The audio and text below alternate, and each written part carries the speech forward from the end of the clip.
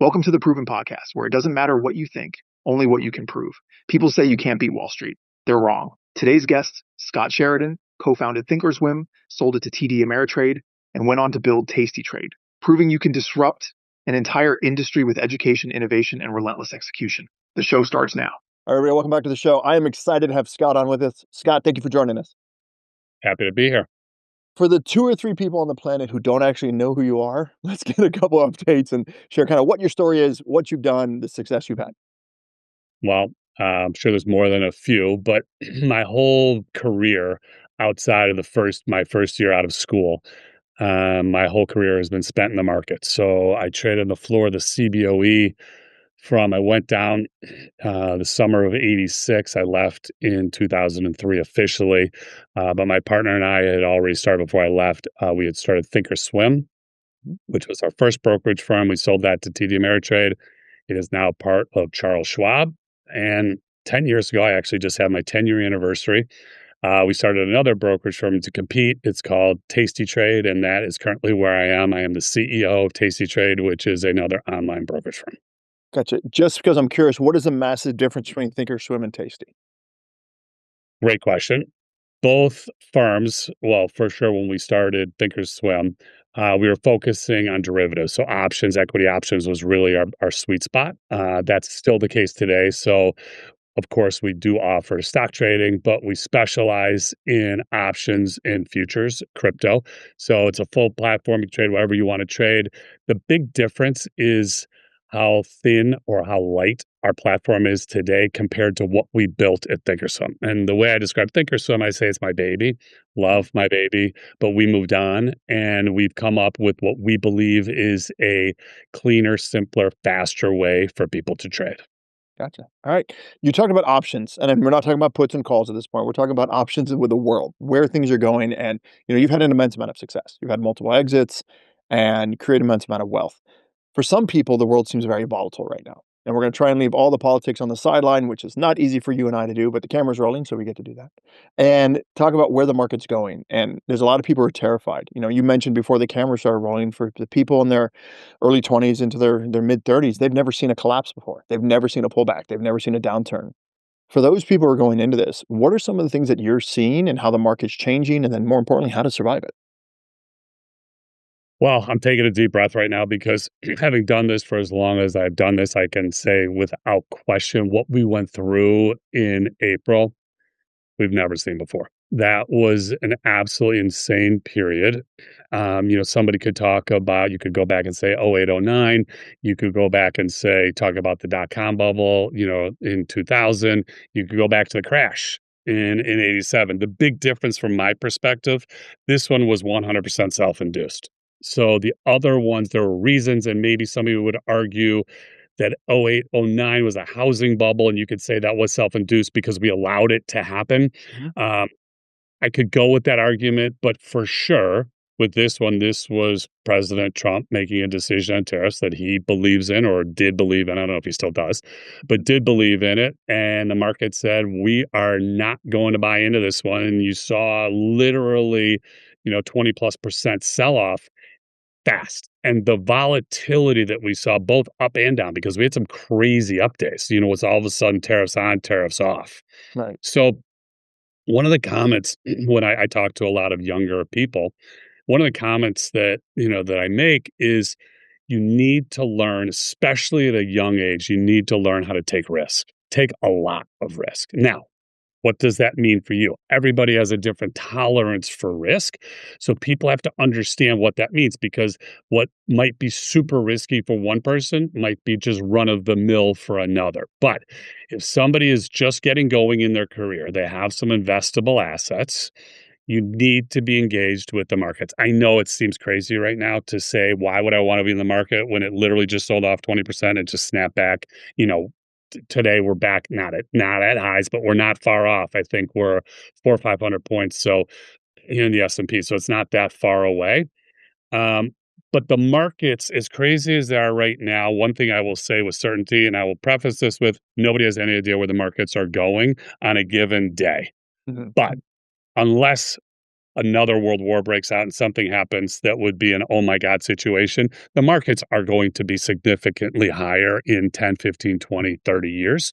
So if somebody's just starting their career and they're in their 20s and they think they have a 40-year horizon before they want to retire, you need to have exposure to the market. Now, having said that, exposure needs to be controlled. So don't go crazy and take all of your money and just put it in today, because all of a sudden you might need some of the money and the market could go lower. So people have to take a reasonable approach. Again, what does that mean? Maybe somebody decides I'm going to put X number of dollars in every week or every month. But whatever that number is, make sure that it's money that you don't need for the foreseeable future. So when you're talking about, there's a lot of different ways of investing. You talked about you were on the floor in '87 when things went kaboom. There's a lot more things in here. We got crypto in here. We've got a lot of different things for options, and you've got a different type of trading, be it fundamental or technical. When you have this varied amount, a lot of people say if you want to be really conservative, you go with the S&P 500, you put it in there, you invest, and you call it a day. What are things that people should be looking at? How involved should they be? Should they go to brokers? Because there's all these different ideas, and now we have AI as well. Another really good question. The answer to using a broker, what you mean, let's just be careful, because you need to go through a broker to make your trade. So if you're coming to TastyTrade or you're going to any of our competitors, whether it's Schwab, Fidelity, Robin, it doesn't make a difference. They're all brokers. Mhm. So you need to have a broker technically for the trades. I think you're referring to what our parents had, where our parents had somebody that Yes. would help manage the account. That's a dying breed. Everybody, you could do whatever you need to right now, right here. It does. You could do it from the train. You could do it from your desk. You could do it from an airplane. It doesn't make a difference where you are. Well, would you recommend still using what our parents did, or for some people, No, our grandparents? absolutely, absolutely not. I think there is so much information out there. The platforms have basically been commoditized. Obviously, I'm biased towards ours. I think ours is the best, but it doesn't matter. All the platforms are at least good, if not very good. Let's say most of them are good, if not very good. So there's plenty of choices out there. On top of that, one of the things that we have led the charge in for the last 25 years is education. And our education is free. We don't charge for it. So somebody can go online, they can watch live, or we record the shows. We do about 15 hours, 5 days a week of live programming. Amazing stuff. Everything from a where do I begin to complex math. So whatever your range is, we've got stuff out there. Other firms have information, they have education. So my ask is that people take time, put effort into this. This is not an easy business, but whatever business somebody is in, it's probably not an easy business. It took time to learn whatever they needed to learn to do whatever their job is. This is the same thing. The stock market is not something, in my opinion, that you can just put 5 minutes a week into and say, well, I hope I make a lot of money. Now, if somebody doesn't have the time or the interest, but they do have the money, your comment about just buying the S&P or a QQQ, something like that, so you have NASDAQ exposure, S&P 500 exposure, works. Low expense ratio. So you're not paying somebody 2, 3, 4%, because to me, you just don't need to do that. And if somebody says, well, paying 2% or 3%, it doesn't really make a difference, it really does. And we've done Makes a studies. massive It's amount of difference. massive amount over time. Billion. You could see the returns over time and how much they change. Mhm, If you have an expense ratio, if you're paying 30, 40 basis points, 25 basis points. mhm. So it's there for the taking if somebody wants to put the effort into it. But so there's a lot of issues where people, A, they don't have the bandwidth. So either time, intelligence, whatever it is, it's just not their cup of tea. For example, Okay. I'm phenomenal at baseball. I'm horrible at basketball. So I don't try and do that. So I outsource it. It is what it is. So Okay. if someone's like, hey, I know I need to do this, there's real estate, there's options, there's all these different things that are coming in. If they don't have the time with it, they don't have the bandwidth. Is it, again, I'm just trying to help people out. Do they go in and just S&P, QQQ, whatever it is, walk away from it? Or do they say, no, this is important and I can make a living from this? Because there's a bunch of people who, again, they've never seen the pullback. And you've got these crypto bros who think Bitcoin's always going to rise and take off and we're going to eliminate our currency by going to a cryptocurrency, which drives me nuts. So how do you help those basic people versus the ooh la las, the people who are up here who are moving things around? For sure, when people are starting, do not quit your day job. That's going to be a huge mistake. So for sure, when somebody's starting, they need to just put their toe in the water, start investing, start making some trades. There's no better way to learn anything, trading Right. for sure, but anything than to do it. Right. So the great news about trading is you could trade tiny. And now you could even trade under one share. Most firms have fractional shares. So if you wanted to go in and buy 10 or $20 or $50 of Apple, you could Mhm. go do that. Right. So what I say to people is there is a huge psychological aspect to trading, and you need to find your comfort zone. One of the first rules, somebody taught me this about gambling. One of the first rules of gambling, if you're playing somebody in a game, not gambling, not a casino game, but if you're betting on yourself in a golf game or in basketball, whatever it is, you're betting your friends, you're doing something. First rule, get your opponent to play for more than they want to play for. Because if you get them out of their comfort zone for the amount of money that they're betting, they're no longer thinking about the action of a golf swing or a putt or a free throw. They're now thinking, oh, wow, this is a lot of money if I don't make this. Right. Same thing with trading. You will know right away whether you're trading too big. If you're sitting at your computer and you're sweating, you're going, oh my God, I don't feel well. Like, I can't believe I just did this. You're trading too big. So with options, you can't trade less than one, but Mhm. you could do spreads. So you could put a spread on, and a lot of people are fearful of options just because they don't know what they are. But somebody could put a trade on where you're risking, 40 cents to make 60 cents, or you're risking 60 cents to make Significant. 40 cents, but the probabilities are in your favor. When I say cents, that's dollars. Mhm. So somebody would say, oh, I could do that. I want to risk $60 to make $40. And somebody say, why would you do that? Well, I have a 75% chance or an 80% chance of that working. So the odds are in my favor. So everybody, going back to everybody's risk tolerance, everybody has to figure out their own size. So they're going to find certain strategies they like, whether it's strictly stock or options. Stock's two-dimensional. So there's not much you could do. You're either long or you're short or you're out. Whereas with options, because there's puts, there's calls, there's long, there's short, it becomes a 3D puzzle. And for me, part of that puzzle, I felt like every day I got to go to the floor. When I was on the floor at the CBOE, I felt like I got to play a game for a living, which was awesome. Right. Yeah, I adore options. It's one of my favorite things in the world. I remember when I first discovered the puts and the calls, and I was like, "Woo!" It was just a lot of fun. But to your point, also, you need to be a certain breed, and you have to understand your risk levels. And it was terrifying. I was like, "Okay, we can't do this anymore," because I didn't have it, and I found other ways to do it.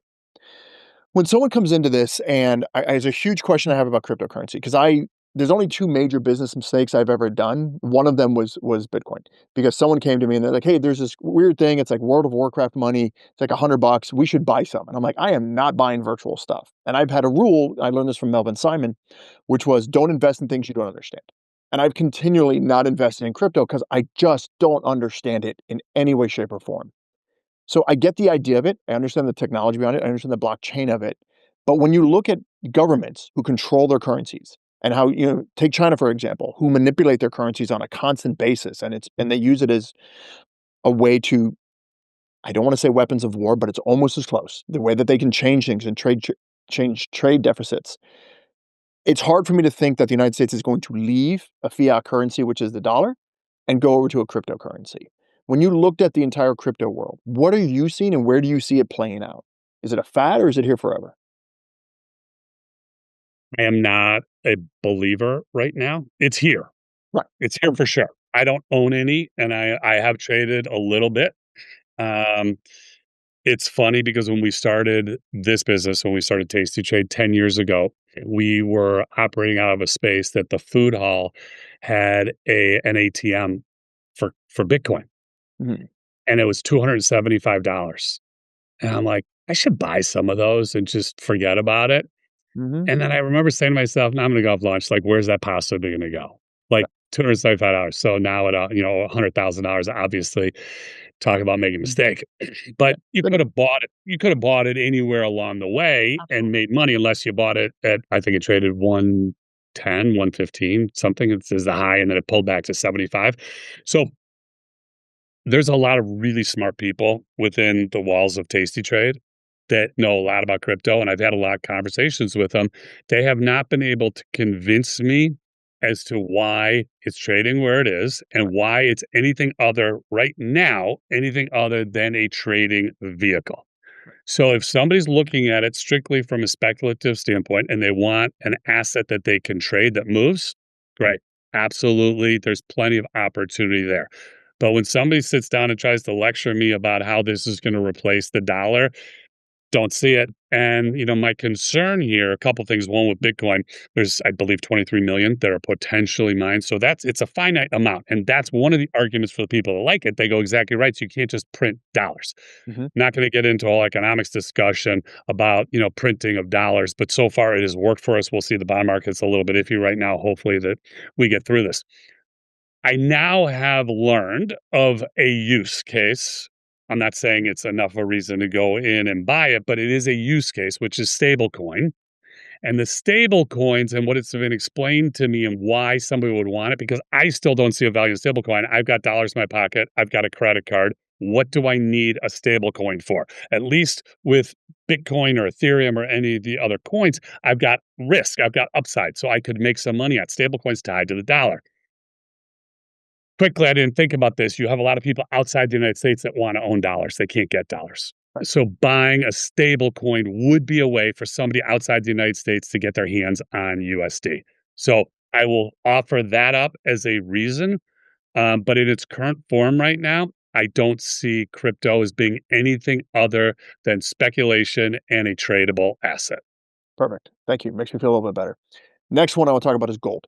There's all these people out there for years say buy gold, buy silver, buy gold. And my narrative to that's always been if we get to the point where you're at the McDonald's and you've got to scrape off gold in order to get a burger, my lead is going to take your gold. If we get to that point, that's always been my narrative.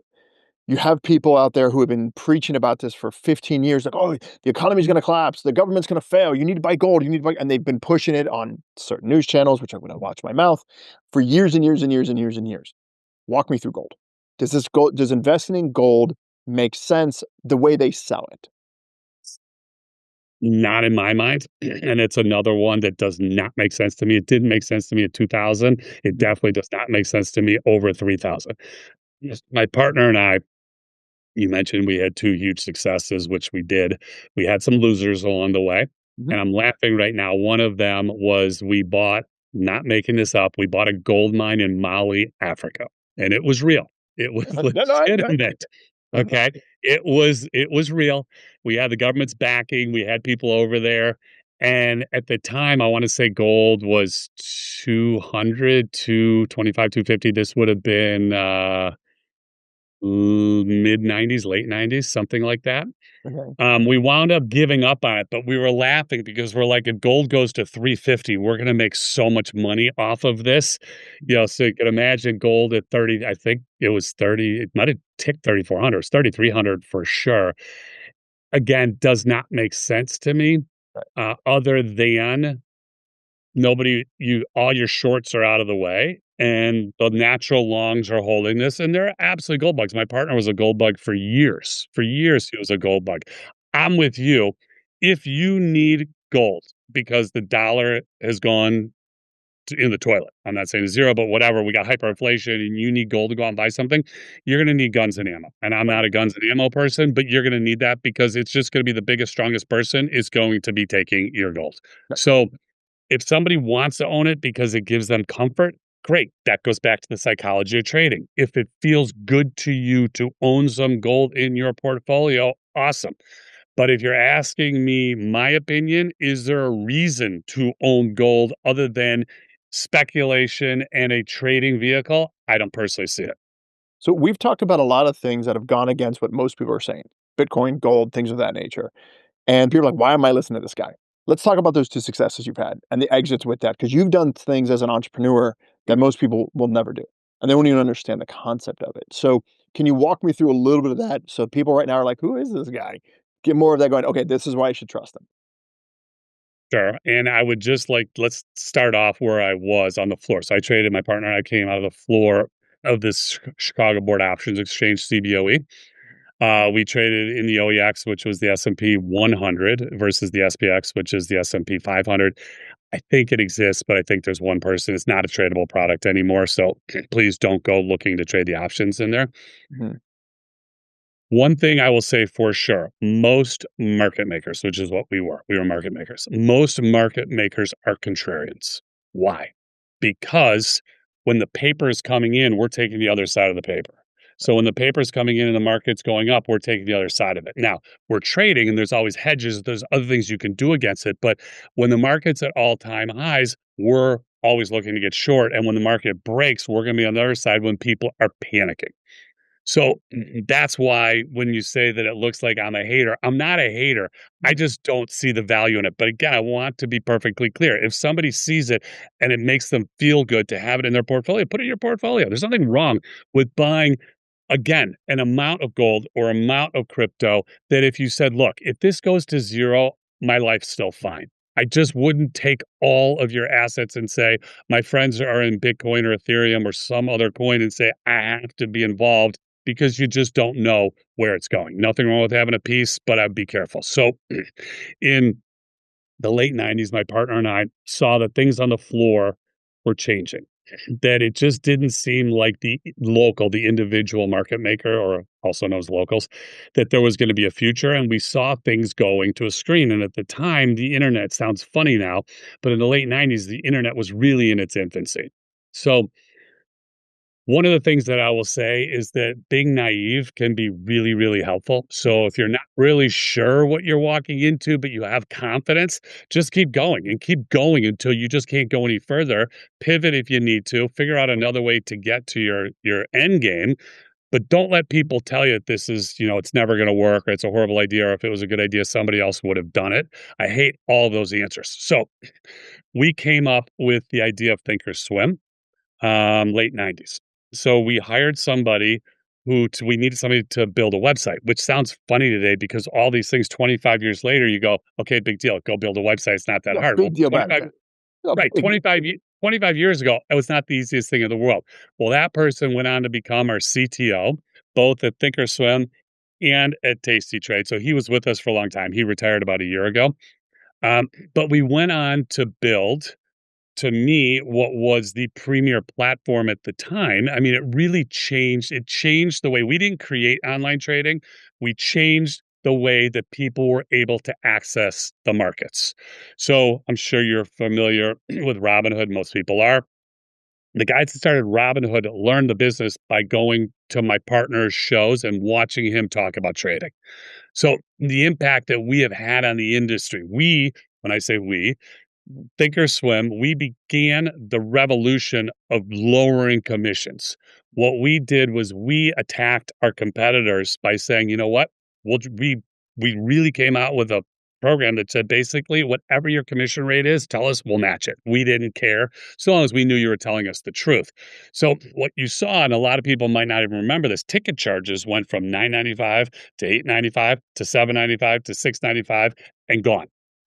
So stock trading now is zero. So my partner likes to say, I don't think we've ever run the numbers to prove this. I don't know how we would get the information, but we have saved the industry. We've saved retail traders billions of dollars in commissions. And I'm sure we have because we led the charge. When I came back and started TastyTrade, within the first month, all the big four lowered their ticket charges. And I smiled. And I said, well, I guess they know we're back. And to me, that was the highest compliment that they could have paid us. So it is what we have done in the industry. And again, our technology today, I love. I think it's the best in the business. But there's so much good technology out there that wherever you're trading, you should have a platform that will allow you to do what you need to do, whether it's software, web, or mobile. And hopefully the firm you're trading with has really good education because most firms do have at least solid, if not really good. And when you had these exited, because that's what I think people are gonna be concerned about. They're gonna be like, "Okay, well, he's not doing this, he's not doing the IPOs, and he's not doing gold, he's not doing blah, blah, blah," all this laundry list. I really wanna just give a chance for you to say, "Hey, I've done this type of money. I've actually been really, really, really successful." That's what I'm trying to get because there's gonna be people who are listening to this going, "All right, well, how proven is he? He's telling me what not to do. Why should I listen to him?" And I really kinda want you to let you show off for a second. Well, it's not really in my wheelhouse to show off, but we have had huge success. Mhm. And it's been a tremendous amount of effort that has gone into that success. You can't be successful without putting in crazy amounts of effort, and you can't be successful without a team around you. So it's always a we, not a me. It's an us, not a me. And I think when I hear people come out and say, "Well, I did this," I'm like, "Well, you were involved. You might have been leading Right. the charge, but you had a group of people around you." And we've had the really good fortune at both of our companies of having friends or people who have become our friends, and it's family, really. That's the way we treat people. They've worked here, and not big operations. Thinkorswim, probably we had about 250 employees when we sold it, and same thing. We're about 350 people here now with Tasty. Mhm. So for me, Thinkorswim was a once in a lifetime, really truly once in a lifetime. We had no idea when we set out to do this what it was going to turn into. We just figured that as traders, we'd have the ability to create a platform that retail customers might be interested in using, but we built it in a way that was sophisticated enough that as former floor traders were going, we like trading this, but we made it easy enough that retail could do it. And we did the same thing with Tasty. So I took 3.5 years off Mhm. when I left in 2012.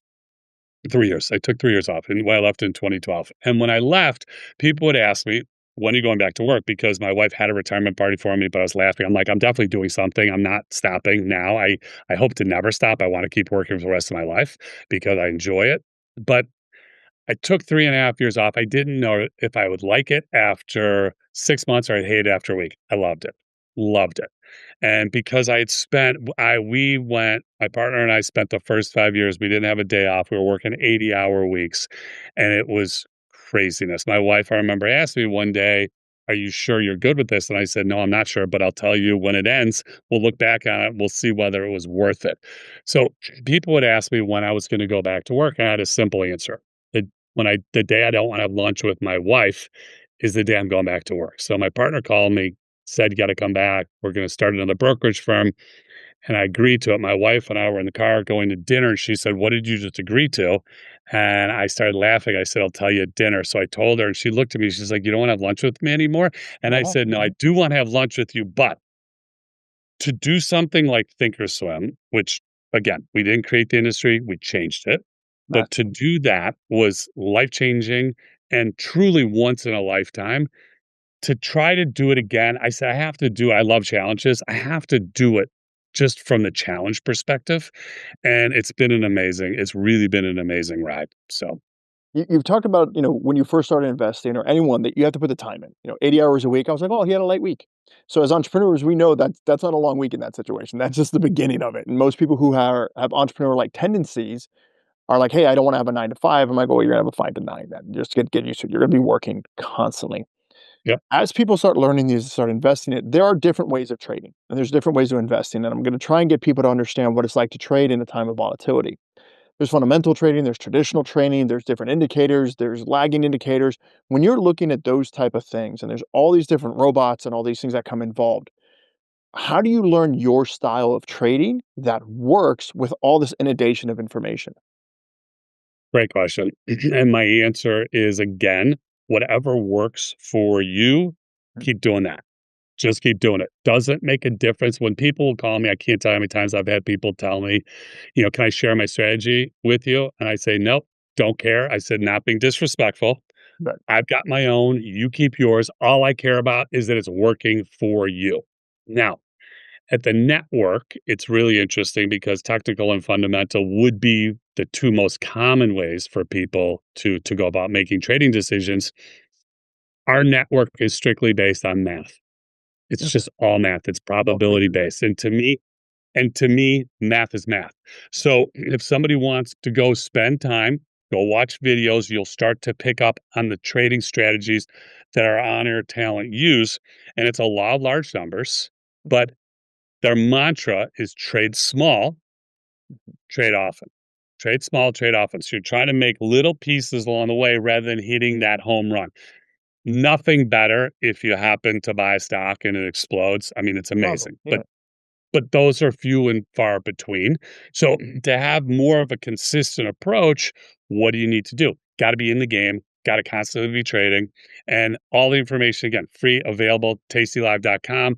Go check out the content. So, from my perspective, and let's go back to the volatility question because it's perfect for what's going on right now. You and I were talking about before we started, before we started this conversation, you made a comment about, well, a stock's 100, now it's 60. Is this a good time to get in? Or should I be concerned? Maybe it's going to go lower. Nobody knows anything. So you don't know anything. I don't know anything. Mhm. The quote unquote experts know nothing. They can't know where the market's going. So all I can tell you for sure is that if a stock was 100 and now it's 60, 60 is definitely less expensive than 100. So you're at least better off than you would have been had you bought the stock at 100. Still doesn't mean that it's a good buy. One of the approaches that I am taking right now, because I do want market exposure, I do want to buy some of these stocks that have been beat up, some of the big names. So for anybody that has traded options, you will understand this. If you haven't, it's going to probably be a little complicated, but volatility has exploded. Obviously, we're doing this now instead of little chops. So what happens when volatility explodes? Market makers, the firms that are making the markets for all these options, they go, wait a minute. I got to get paid for the risk I'm taking because there's so much more volatility now. So the prices of the options go up because they pump volatility into the options. What does that mean? Well, in simple terms, a put gives somebody the right to sell. One put gives somebody the right to sell 100 shares of stock at a particular price at a particular point in time. Mhm. If you sell that put rather than buying it, if you sell the put, you now have the obligation to buy 100 shares of stock at that price within the next whatever your period of time is, 45 days, 37 days, whatever it is. So because volatility has gotten pumped up so much, I have not gone out and bought the stocks because in my mind, I'm like, I don't know if they're going higher, they're going lower. I don't need to own the stocks right now, but I'm okay owning the stocks right now. So I'm selling puts below the market and getting paid. I am selling somebody else's insurance. That's the way I explain it. I'm the insurance company, and what I think I'm doing right now is I am selling flood insurance after the flood. That's the easiest way to do That's it. the If best way to somebody has describe ever it. Right? If somebody's ever tried to buy flood insurance, if you live in a zone that just got flooded, you either can't get it or it's prohibitively expensive and you're not going to pay whatever they're asking for it. Right. When option volatility gets into, historically, we're in the upper teens, Mhm. but for years we were in the low teens. We have just gone through a period we were basically locked in the 25 to 30 range for a while. Now we're back in the 20 range. But imagine what that does to the premiums. So now, again, I'm selling flood insurance to somebody who just had a flood. I'll take my chances. And I'm going to say, you know what? I'm comfortable buying Apple at whatever price or Google at whatever price. So I'm not doing right at the money. I'm going out of the money. Mhm. So I'm giving myself a little bit of room. And for me, these are stocks that I'm comfortable owning and I'd love to own down at those prices. So, a lot of people with options don't understand that you put down, call up. So you can sell them at different prices in different ways and get in and out of Yep. different access.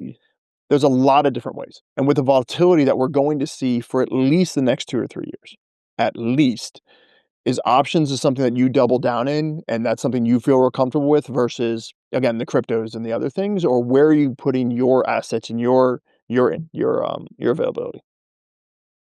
For me, yes, options. Again, primarily on equities that I am looking to own for a longer period of time, but plenty of really good trading opportunities. Just if somebody's just interested in trying to make some passive income. When I say passive, it's active, but I'm not saying you're trading every day. You put a trade on and you let it sit for hopefully, a few weeks and you let the premium come out and then you get out of it and move on to the next trade. So from my perspective, and in fairness, if Ethereum got back down when I traded, the one time I traded, I bought it 1,000 and I sold it on the way up. It got to 4,000. On the way coming down, I'm looking at it, I said, you know what? If it gets down to that $1,000 range again, I'll buy some. Right, Okay. So I'm not opposed to trading those products. They're just not my go-tos. right. And I think it also goes back to what you said, being willing to invest only what you're willing to lose, and you're gonna be For uncomfortable with sure. that. We For talk about sure. all the time, if I ask you to sing happy birthday, you could sing it. If I put a live hand grenade in your hands and say sing happy birthday, you're probably not going to do it as well. If you're at the point where you're freaking out on that level, don't do it. So And that goes again back to my comment of everybody has to figure out what their level is, what their tolerance is for risk, and you will know. If you say, "How will I ever know?" You will know. yeah, And one of my favorite lines is when somebody said, "I have no idea how to evaluate risk reward, so I don't even know what you're talking about." And I'll say, "Okay, let me ask you a question. When you cross the street, do you look both ways?" And they look at me like, "Of course I look both ways." I said, "Okay, then you know how to evaluate risk reward, 100%. And right?" people don't understand that, they live in their demo trades, which is great, and it's fun to play there, and you can do it. The minute you get out of your demo trade, I remember I did this with Forex. I was like, "Oh, I'm gonna learn Forex. I'm gonna trade Forex. It's gonna be great." And I made fortunes in Forex in a demo account.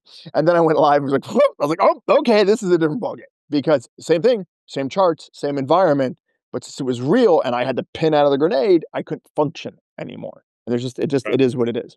You're not alone. Yeah, That's why the mantra of the network is it just rings so true to me. Trade small, trade often, but small is the key. Yeah. And I learned that my risk came on to your point of looking back, back and forth. If I could understand how a road works, of what car was going to hit me or not going to hit me, I can invest in it. So I only invest in things that I understand. And regrettably, when I look at stocks or options or puts or calls or forex or any of that, I don't fully understand how much of it is self-fulfilled prophecy, which like people are like, oh, it's Fibonacci, so it's going to go here and therefore it's going to go do this, and they do that, versus how much is actually happening, versus what happens when a certain politician says something and then things change radically as well. So for me, not having that, I only invest in things that I understand. One of the things I understand not nearly as well as you do is growing companies, and you've done it at a really impressive level. And you've walked through, and you've done things that are it's a bit like Gibson hitting the grand slam or hitting the home run. It's wild what you've done. It's really really impressive. Thank you. What are some of the things that you've done? You talked about it, and I love that you brought this up. And as hard as I pushed you on the opposite way, you immediately went back to the truth, which is it's not just me. You have to hire a team. You have to be surrounded by people that you like working with, that you're connected with, where you're doing something fun, where you treat them like family. But there's a lot of people who immediately want to go into systematizing and not understanding that you have to build culture and you have to build all those other things along the way. And they just like, well, we've got AI. I'm just going to systematize it. I'm going to robotic out and shoot it. When you're building a company and you're going to that environment, what are the things that, you sold Thinkorswim and then you get invited back into Tasty? What are the first things you do when you go into this? Okay, I'm going to do this. I'm going to start missing some lunches with the misses. What are some of the first things you do? We need a lot more time to really dive into this one, but at a top line level, if you're not truly passionate about the project, it's not going to work. That's for starters. So you have to truly believe in what you are doing. You have to really enjoy the people you are working with because there can be some really stressful times along the way, and we've had plenty. I mean, we were close to going out of business early on a couple of times, and that's really, really alarming when you watch all the work that you've done and you're like, "Oh my god, it was out of our control and something happened and you're almost out of business." Right. So, one of the things that my partner, that Tom and I are really, really good at is pivoting. Mhm. So, I think where most people get into trouble is they get fixated on a concept and they say, "Here's my concept. It's a widget, it's a gadget, whatever it is. I have a new idea for a widget. Here's my widget." And they keep running into issues, but they don't modify. And at the end, it doesn't work. And they say, well, the market just was against me. Something just didn't happen. Versus if they had a widget and the market said, you know what, if you made gadgets, we'd be interested in gadgets. We're not interested in widgets right now. You go, great. You know what? I was going to make gadgets. Now I'm making gadgets. Listen, now I'm going to contradict myself. Mm. So I'm going to say, listen to the marketplace, because if you don't have something the marketplace is going to adopt, you're not going to go anywhere. I don't care how much you believe or how passionate you are about the Right. project. Having said that, as you are building it, you need to make sure you are maintaining your vision on what you think this is going to be. Because if you allow too many forces to come at you, you're going to dilute the product and it's not going to be, my guess is it's not going to be what you were hoping it was going to be. It's a bit like standing outside the ocean telling the waves when they're supposed to come in or out. You don't tell the market what to do.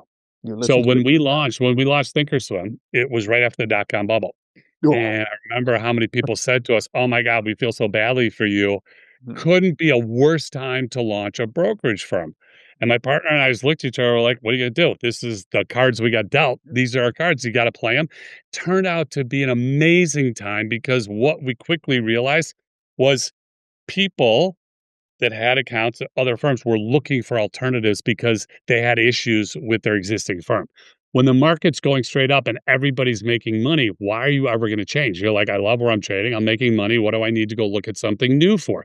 So sometimes you turn, lemons into lemonade because you look at it and you say, oh my God, what am I going to do? It's a disaster. Sometimes you take a disaster and you turn it around, you turn it in your favor. You go, that was the greatest tailwind I've ever had, as opposed to most people would look at it as a headwind. right, but you have to pivot your sale. And I think as you are talking about before, you've gotta be able to move it, you have to be liquid in that environment, you And have to be so one of the things that we're good at is we say, look, that MVP, minimum viable product, get it out. right. Okay. There is no such thing as perfection. So Mhm, get it out, make sure it's workable, whatever it is, get it out there and you modify as need be. But with the understanding that there is a version one, there's a version two, and there's probably going to be a version 10, 15, 20. One of the things I'm sorry that I didn't. So Woody was our CTO in our first hire, and he had the original build mhm, for Thinkorswim, and I would love to see what that looks like just for fun. just for fun because it was Yeah, probably like this, and then, eventually we built it up to this. So just crazy to be able to see something like that, but we just you need to be able to evolve, you need to be able to adapt, and I think what most people make the mistake the first problem for most people is they don't know how to put one foot in front of the other mhm, and say, "Okay, where do I go?" right, So how do I actually get this going? Once you get this going, for most people, the blocker is money. yeah, Totally get it. absolutely. So what you need Don't to quit do your is day be job. right. You got to be really careful with whatever money you raise. Mhm, Typically, it comes from friends and family or your own. And you say, all right, I have X number of dollars. Whatever you think you're going to need, you're going to need more. Whatever you mhm, think the amount of time you think it's going to build to take to build it, it's going to be longer. So when somebody says, I have X number of dollars and it's going to take me a year to do it, I say, you better make sure that that amount of money will get you at least 1.5x, if not 2x in time, correct. because you do the worst thing in the world is to have to go out and raise money when you're desperate for money. So that's the next lesson is if you're fortunate enough to build a business and there are suitors, people want to come out and invest in you, Mhm, take the money when you don't need it. You get your best valuation from the investor when you don't need it. When you need it, you go, basically, I'll give you whatever I have to give you because otherwise I'm out of business. Versus if they come to you and you're fortunate enough to have cash flow and say, you know what, I don't really need your money, but I'll take it because it's always good to have some extra money in the bank. And you hope you never need it. That was our first round of funding. We took the funding, didn't need it, but they were really pushing us. And at the time, it was the largest investment into a private company in Illinois. oh, wow. We took the money, we never touched it, never needed it. But you know what? Awesome to have no regrets for having a little bit of dilution because it gave us the peace of mind that said, look, if we do have a hiccup, we're going to be more than fine. So when you're going through that and you say, okay, I've got the money and I want to hire my first Woody, right? You want to hire that first environment of hiring the employees that become family. It's really a challenge for a lot of people. How do you weed out the people? Is there a process when you're trying to build these type of things and build the team that's going to be with you and be in the foxholes with you to survive the hits because they're going to come? How do you find those individuals? Is there a process that you perfected? So I definitely take a less traditional approach with my hiring. And I've hired hundreds, if not a couple thousand. I mean, I've hired a lot of people. Mhm, And as I say, I don't, it's like in my wheelhouse is not to self promote. I don't miss on hires mhm, by bringing in people. I might miss on not hiring somebody, but that I will never know. For me, and you made a comment earlier in the conversation about culture. mhm, And I think for most people, culture is a buzzword. They mhm, say, oh, we have to have a really good culture. I actually do create great cultures within the businesses, and people have asked me, how do you do it? And my answer is, I just lead by doing what I do. I'm just myself. You can't teach culture. You can hopefully get people to adopt the culture. But the culture that we have, that we had at Thinkorswim, that we have at Tasty, is you try to hire really good people and you really challenge them. Now, when I say challenge them, My partner, the way I describe my partner is he lives to work and I work to live. So to me, I want to go out and enjoy a lot of other things in life. So I try to be as effective as I can be in the hours that I'm working. But then when I'm not working, then I go on and do the other things that I want to do. So what we do is we challenge people, we push people, but what we also do is we give people enough rope that they can go out and say, I get to go do this. And I challenge people and I get people to do things that I'll say, I want you to go do this. They'll say, I can't. And I'll say, why can't you? And they say, because I've never done it. And I say, okay, well, I'm not going to ask you to do something that I can't fix with time and money. And when I tell somebody that and I say, I trust you, I believe in you to go do this, all of a sudden they go like this, their head explodes. Mhm. They become a better employee. They become, just a better. And it's a win-win-win. Whereas most managers, I think what most managers try to do is keep everybody in a box because they say, I don't want you showing me up at some point in time. So you just stay over here and work in your little world. Mhm. We're the exact opposite of that. Somebody has an argument or it can make a compelling argument for a project that they want to go work on. We'll say, go ahead, go take a Absolutely. shot. Let's see what you can do. When you run into the idea of risk, I get it on the financial side. I get it when you're investing. How do you handle the risks in business environments when you got to take those leaps of faith? How do you find that balance? Because when I'm risking my money, that's pretty easy. If I start, urinating on myself during a trade, I probably have invested too much money into this one. How do you do it in a business environment? How do you manage those risks? Because sometimes, as you said, you've been a business owner before. People don't get that we're the last people that get paid. We're the last in the line. We're the last people at the buffet. How do you manage those? My mom, she used to say about me that I could win an Academy Award because you can't tell anything about whether, how my day has been. I have a massive risk tolerance. I don't know if it's good or bad, but it's what it is, and I am who I am, so I can take crazy amounts of risk that to me are Mhm, calculated. mhm, So, I'm not a big casino player or, sports bettor. I mean, for fun, you just dabble a little bit here and there, but I'll basically bet everything I have on myself. So, when we see something my partner and I have had, plenty we've been together it's a long time. This is our, I think our 36th year together, which is awesome. crazy. And we've had, some of these, and obviously some huge successes. Mhm, But from my perspective, you have to have the stomach, you have to have the internal fortitude to say, I can tolerate not getting paid. I could tolerate this for some period of time. Obviously, you can't go into perpetuity without getting paid. But when we started Thinkorswim, we took basically a bare minimum salary and we just bet on the upside. So we had stock in the company and we said, if this works, the salary is going to be irrelevant. So I can't tell you what problems somebody's going to run into, but most problems are solvable. And what I say to my team, I say, don't worry about making a mistake because typically, if people start panicking about they're going to make a mistake, they make bad decisions because I don't want to do this because even though it might be better in the long run, if it doesn't go well, it's going to look badly on me. For me, that's a bad mindset. So my feeling is take a lot of risks, but like in baseball, so long as you only have 2 strikes, you're still in the batter's box. It's when you get your 3rd strike that you're going back to the bench. So you need to be careful, and again, calculated risk. So there are things and one of the comments I've said to my kids since they were little, control the things that you can control mhm, because you're gonna have to deal with things out of your control that are gonna take a lot of your bandwidth. The ones that are gonna trip you up are the ones that are out of your control. right, So you got to make sure that you've got some juice left in the tank that you say, okay, I can go navigate that problem. Now, my partner and I, it's also really, really important if you do have a partner, pick somebody that has a different skill set. absolutely. You don't need somebody that does is the same as you because you can do what you can do. So my partner's skill set is very different than my skill set, but we have mad respect for each other to the point where we don't even need to talk. You just go do you, I'll go do me. When we need to talk, we'll come back together, we'll figure it out. So, and that's why it's worked for as long as it has worked. So, when looking for, first of all, you said when hiring people. So, hiring people is I will finish with this. Hiring the wrong person is worse than not hiring somebody. Mhm, So, if you are not sure, don't do it. Because when I say it's worse, what happens is it takes a while to figure out that you have the wrong person. Once you have the wrong person, now you got to put time and effort in to figure out how you're going to get rid of the person. mhm, Then once you do that, then you got to start the process over to backfill that role. So again, hiring the wrong person, worse than not hiring somebody.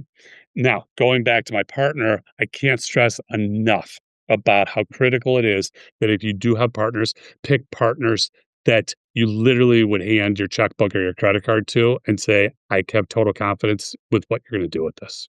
I think the best advice I've heard about partners is hire the person that if you fell into a coma for 3 years, can make sure that your kids eat. And if that's not your person, you walk away from it. Really, That really that's simple. ex- I totally agree with that. As people are walking into this, if there was one piece of advice when they stop by, and obviously I'm gonna ask on how they can get a hold of you.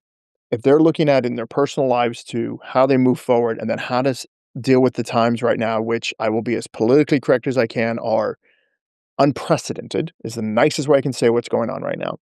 What is the piece of advice that you would walk in and say, "Hey, this is what's going on. This is what you should do next." As far as investing goes, or Both as the far as investing starting a and also business? personal life, because there's a lot of people right now who haven't seen, you've seen it from '87 all the way up to now, Yeah. right? We're walking Okay. into this So, and we're like, we get it's unprecedented. Where's the world going? What are we so doing? How as do we survive this? As far as investing goes, again, somebody who has some disposable income. Obviously, if you need your money to live, then you don't have disposable income. But Mhm, hopefully, if you've been working for a few years and you've been able to put a little money away, I can't tell you how important it is to just put money away on a regular basis, whether it's every couple weeks, whether it's every month, and it could be $50, it could be $100, it could be $500, whatever. Just start getting money to work in the stock market. mhm, We talked about earlier, talking about the S&Ps, so you own S&P 500 or the QQQs, that's the NASDAQ. Those are really simple. You could buy fractionals. You could go out and buy $25 worth. So it's critical that people are engaged. If you have a portfolio, if you have more money right now to do something, take a look at what I was just talking about earlier. Might not be the right strategy for you, but for me, selling puts in stocks that have elevated volatility, selling puts that are out of the money, I'm typically looking around a 25 delta. mhm. So I've got some cushion in case I'm wrong. But again, do it only if you want to buy the shares. So don't go do it because, oh, well, the market was down, now it's up again, and it's just going to keep going higher. Nobody knows where the market's going. And you've made the comment that we're in for many years of volatility, and I agree with you. Are we going to be higher than this in the next year or two? Maybe. Are we going to be lower in the next year or two at some point in time? Probably. So you don't pick one spot and say, I'm just going all in today because I think today's the day. But also try not to panic. So the S&Ps went from 60, almost 6,200 down to 4,800. I'm sure there were people that are like, I just want out.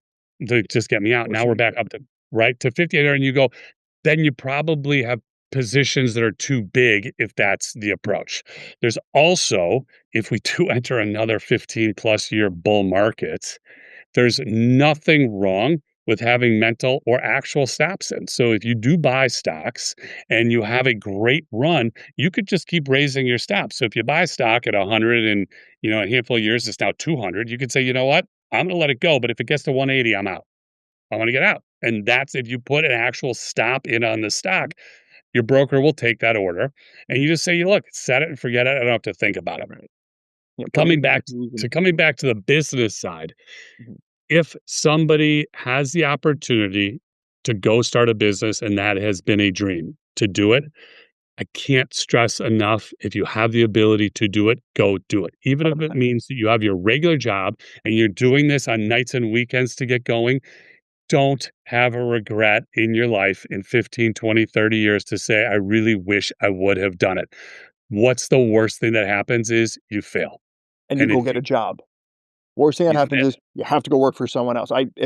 Everyone ignores everything else you just said, Scott, for the last, you know, 30, 40 minutes here. Go do it. Find your own just way. Just please, for the love of everything. there is nothing as scary as it can be, and Mhm. it can be scary, when you only eat what you kill, Yep. that's very different than getting a paycheck and a corporate credit card. But there is nothing in the business world that is more satisfying than starting a business and watching it grow and develop and build into something. And my last comment to that is if you do get to that point and you do have suitors, you have people that are knocking on your door that want to invest in your company, Somebody told us this early on as a private equity firm with when we were taking money for Thinkorswim. We did not go with this firm, but one of the comments from the partner of private equity firm said, "Whoever you go with, make sure you get whatever you want in writing before you sign the deal." It's really easy to fall in love with the concept of, oh my God, these people want to invest money in our business. Just remember, when they do that, you're going to lose some, if not most, of the control in your business. And that's something you need to think about, because if you don't want to lose control, don't take the money. If you want to take the money, get what you can. I'm not saying they're going to give you everything, but don't say, I'll wait until I sign the deal and then go back and ask for something else. You're not getting it. With the last thing I want to ask regarding the change of control, AI is coming in and it's changing the world. And there's a lot of different people who have different opinions about it. What is your opinion about AI, especially for future business owners and investors in the future? From what little I know, amazing, awesome, and I think it really is going to change the way that many of us operate going forward. Having said that, I don't see it as going to be the technology or the technological feature that's gonna put people out of business and change everybody's lives, and nobody's gonna have a job anymore. I don't see that happening. Will some jobs go away? Yes, but that's just technology moving forward. When you hear about people complaining, well, I might lose my job, you go back and look at jobs that we've lost over time due to technological advancements. So, you have Well, name the things. internet. When the internet took off, Sears Roebuck doesn't exist anymore. Kmart doesn't exist anymore. But now all these other jobs, people are That's right. making money from sitting at home on eBay. So I That's remember right. when .coms were starting to show up on ads on billboards. I was like, it was weird to see email addresses and web addresses on billboards. So a lot of jobs were lost. A bazillion more jobs were created. It's going to happen again, in my That's opinion. right. So, and that goes back to being flexible. Yep. So, whatever your job is now, maybe part of that job or all of it modifies, changes, goes away. It doesn't mean that there aren't going to be other opportunities. And, for me, I try to learn something every day. I try to pick up some piece of information that's new information for me. And as scary as it can be, I try to recreate or reinvent myself in different ways and say, how can I go do this better or do this better? What can I do to improve? And if we have something that is available, and literally you get it on your phone right now, so you could get AI anywhere, and the models are just going to become better and better and better. I would try to embrace it. I wouldn't run from it. It's not leaving, that's for sure. So if someone wanted to embrace you, if someone wanted to track you down and do all that other than going to Velvet Taco, if someone wanted to embrace you and connect you, how do people track you down? How do they connect with you? Email is the best. It's Scott, SCOTT, at TastyTrade.com. And if they want to learn more about TastyTrade and all the education you guys are doing 15 hours a day, where do they go? So tastytrade.com is the brokerage side. We do have help and learning center, but if you really want to watch the videos and check out all the on-air talent, that would be tastylive.com. TASTY live, LIVE.com. Great stuff. Scott, I really appreciate it. Thank you so much for coming on. My pleasure. Thank you for having me. That's a wrap on this episode. From surviving market crashes to building billion-dollar brokerages, Scott proved that success isn't about predicting the future. It's about learning to take risk, staying engaged, and playing the long game. Don't just watch the markets. Get in the game. Because if you're not trading on proven principles, you're just gambling with guesses.